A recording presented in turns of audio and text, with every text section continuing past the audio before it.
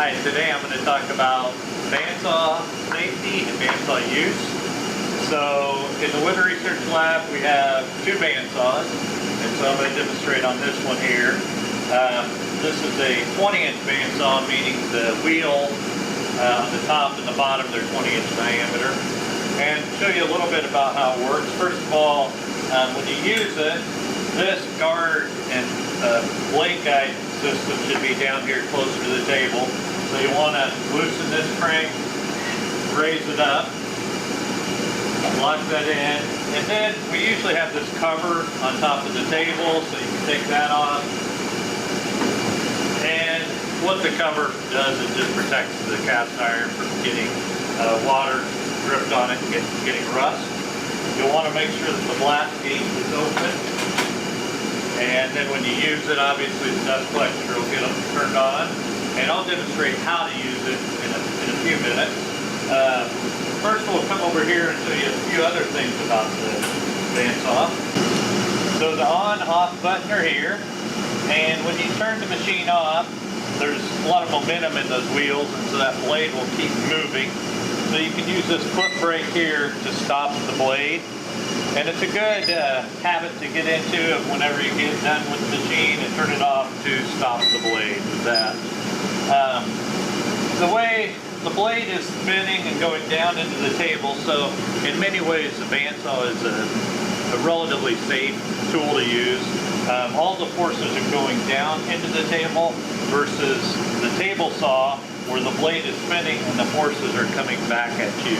So it's a little harder to get a kickback where the board gets thrown back at you. But there are some things you have to be aware of.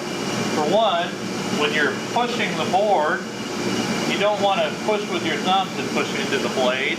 We have that 3-inch rule, so you always want to keep your hands at least 3 inches away from the blade. This, you can make, on a bandsaw, you can make curved cuts, and you can make straight cuts.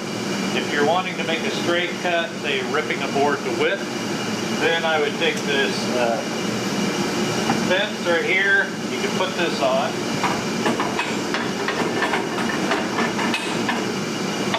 And sometimes this fence will already be on the bandsaw. But when you put it on, to adjust it, you can turn this little hand screw here and then lock this lever down to keep it in place.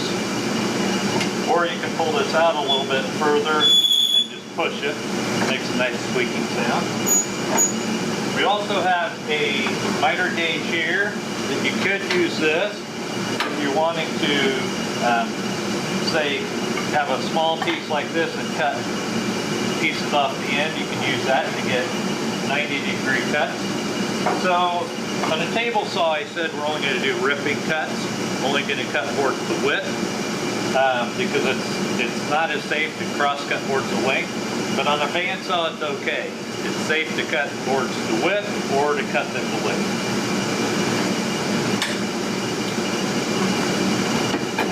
So we're going to demonstrate. I'll get a few boards and we'll make a few cuts. So I'm going to cut this board to width. And first of all, I'm going to move this blade guide down lower. It will cut perfectly fine.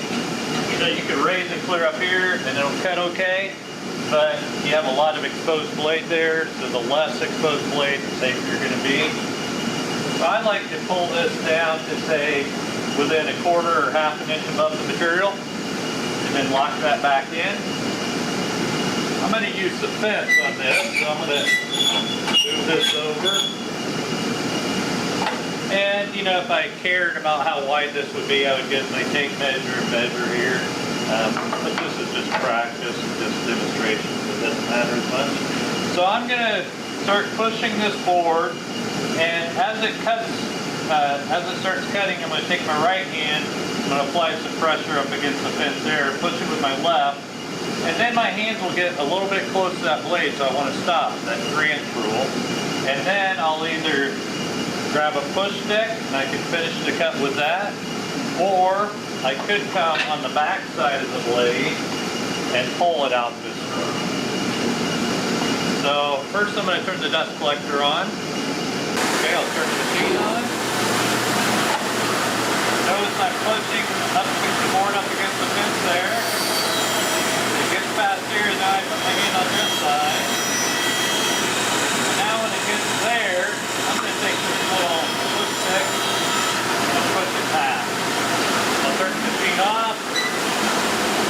input to stop it.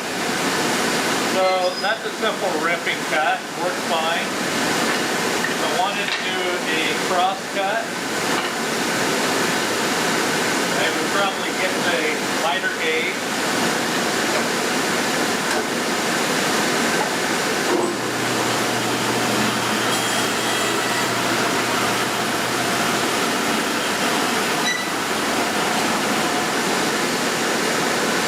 Okay, let me turn the dust collector off.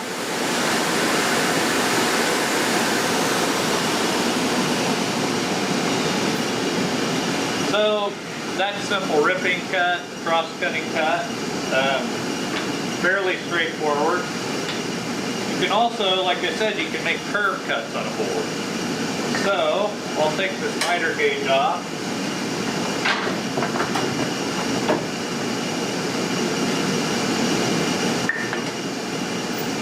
Move this over a little bit. And now you'll see me just freehand take that board and cut a curve. We have a 1/2 inch wide blade, so you can't cut a real tight curve.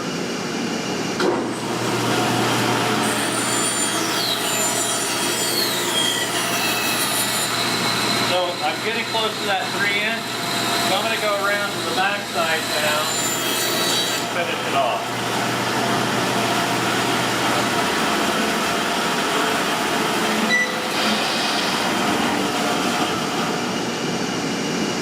Now, one thing to be aware of when you're doing a straight cut, if you're cutting straight, you can back the board off the blade and be fairly safe.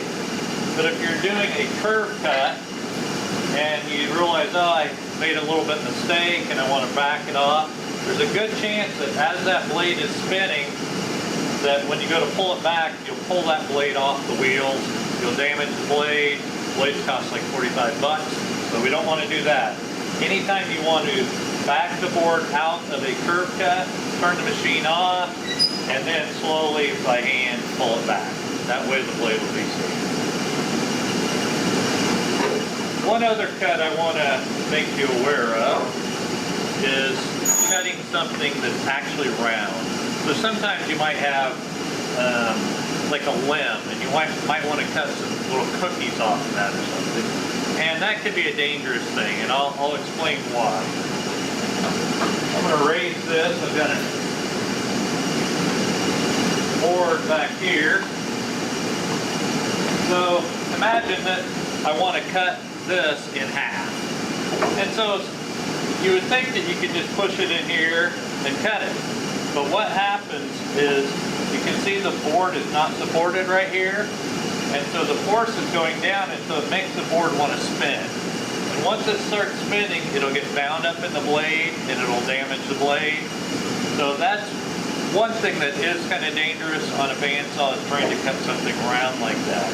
So if you have that situation, if it were to come up, come and get me, and I'm going to try to help you do that. If we can't figure a safe way to do it, then we won't be able to do it.